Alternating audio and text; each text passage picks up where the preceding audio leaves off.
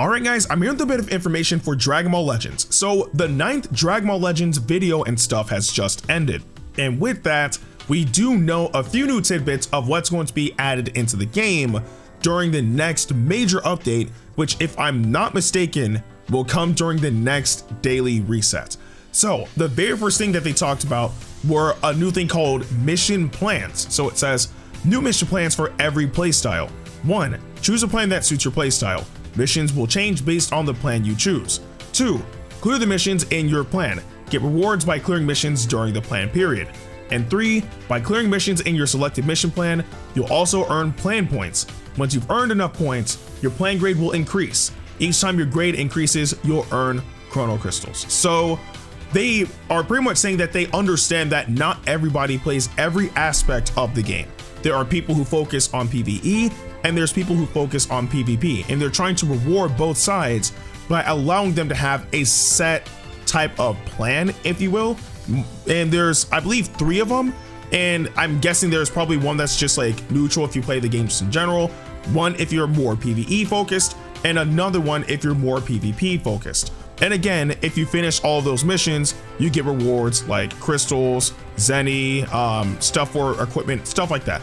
So that's actually pretty cool.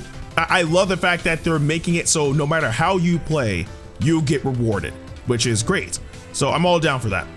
The next thing is actually pretty major, and I'm actually very surprised this is happening. So we do have more information on Battle version 2.3.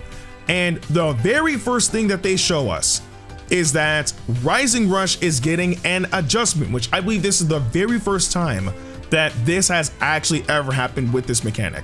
So pretty much when you use Rising Rush, or at least as of right now, if you were to guess your opponent's card, they would, you would knock them back and then you have an opening to continue your attack.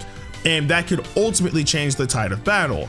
Whereas in this new version, if you get your Rising Rush guessed, you're knocked back into neutral, which is actually, in my opinion, really good, because sometimes the drawback of missing Rising Rush is way too heavy, right? Especially depending on which teams that you fight, because it can literally mean life or death. But in this case, at least you now have breathing room.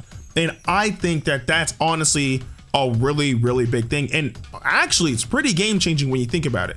Again, visualize if you're fighting up against a meta team, and in this current build of the battle system, you use Rising Rush and they guess it, right? And they attack. Let's say the team is either God Ki or Future, right? And you literally get like annihilated by maybe transforming Goku Black or Super Saiyan Blue or Vegito Blue, right? That could ultimately change the tide of battle. And what's worse is once you're like locked in, you can probably cover change and like end it if you have a unit that has strike cover or blast cover or whatever the case may be. But if you don't, a unit is more than likely going to die. So the fact that it resets it to neutral is actually good. It lowers the absurd punishment of getting your Rising Rush guessed, when in all actuality, it really takes no skill to guess a Rising Rush. It's complete luck and you suffered too heavily for it. Now that's no longer a problem. But apart from Rising Rush being adjusted, the other thing is also, I would believe, seriously game changing, and it's the fact that you're now able to cover change more than once. So I'm pretty sure the limit is probably set to 2 times now, but you're able to cover change more than once. That is dangerous, especially for units such as, for example, the Red Super Saiyan Blue Goku, Vegito Blue, Fuse Zamasu, characters that have blast cover, strike cover, or even LF Super Saiyan 3 Goku, who has a cover Vanish. If you have units like that on your team, and obviously on teams respectively too, because he's not going to work with Fuse Zamasu or Vegito Blue like that, but if you have those type of units on your team and they're in your actual battle party, it gives you leeway now.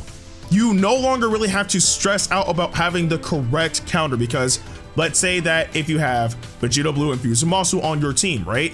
And somebody's attacking you, normally they'll try to like, mix up their play style because they're going to try to anticipate who you're going to throw in. But if you throw in Fuzumatsu, let's say during a blast attack, oh crap, I messed up.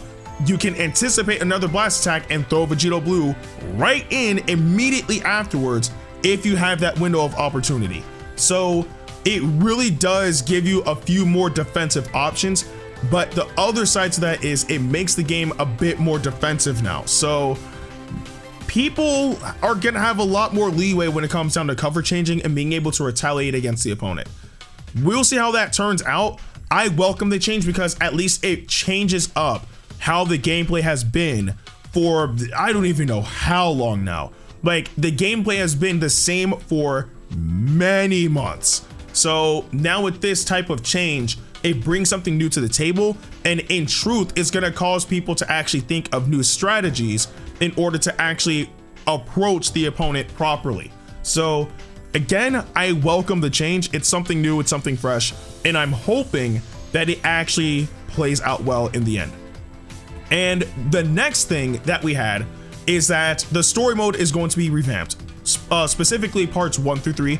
We've already known about this because they've already talked about it in the news section of the game, but we have a bit more detail now. So it says parts 1 through 3 of the main story get a massive update. The story length for parts 1 through 3 have been shortened. Go for it intermediate missions. You can earn up to 3,000 Z power for the characters indicated on the right by clearing missions. More Legends missions are also here. By clearing missions like Clear X main story challenges, you can earn up to a total of 3,500 Chrono Crystals. So again, they're going to be changing up the story mode from parts 1 through 3. They're going to be taking out a lot of older missions as well. And I believe they specifically said, not in this video and stuff, but I think it was something else, that they're getting rid of the pointless missions, right? I'm pretty sure that was in the news section. They're getting rid of the pointless missions, so it's easier for people to get through and understand the story and whatnot. So this is actually good.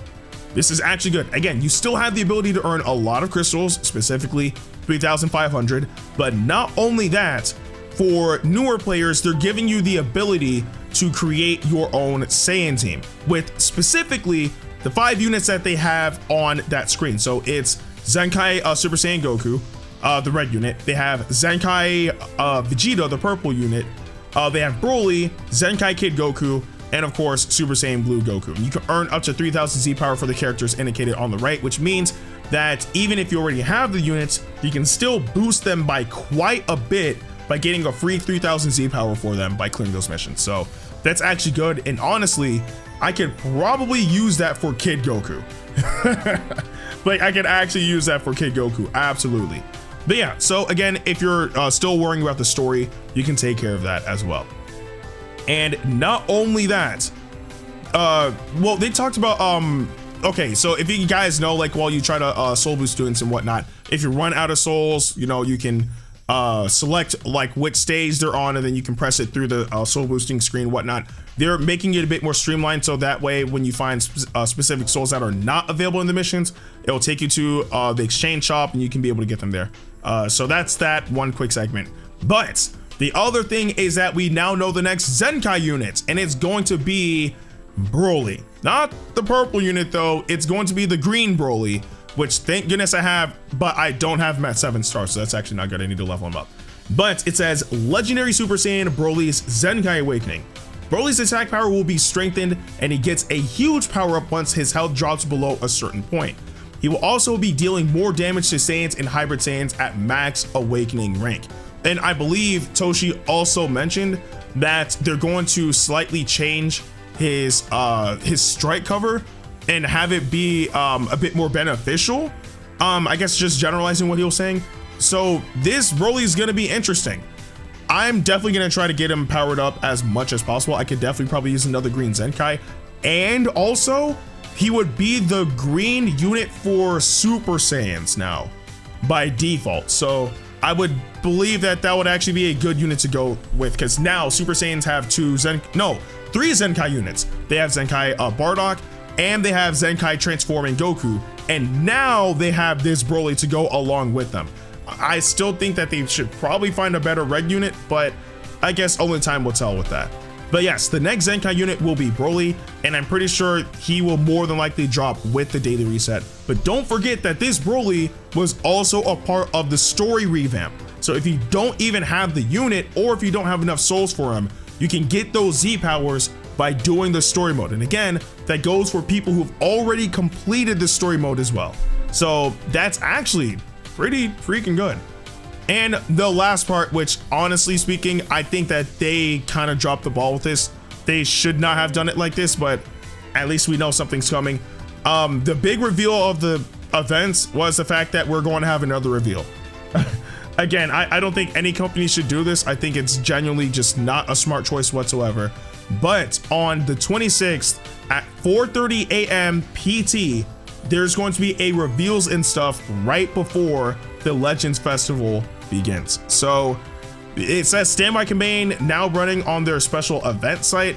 All I know is come the 26th, we're going to be getting the reveals of the next new units. And I've heard people say that based off of V-Jump scans, it could be Topo and Dispo, which if it's those two, I'll actually be pretty hyped, because that shows that we're getting closer and closer towards getting, you know, Jiren and Ultra Instinct Goku. But I don't know if that's actually going to be it. But we'll see. We'll see though. Anyway though, that was everything that was in the Dragon Ball Legends video and stuff this time around. But I do want to know your thoughts on all of this in the comment section below. But with that being said, I'm Itakuba, like, share, and subscribe, and I'll see you guys in the next video.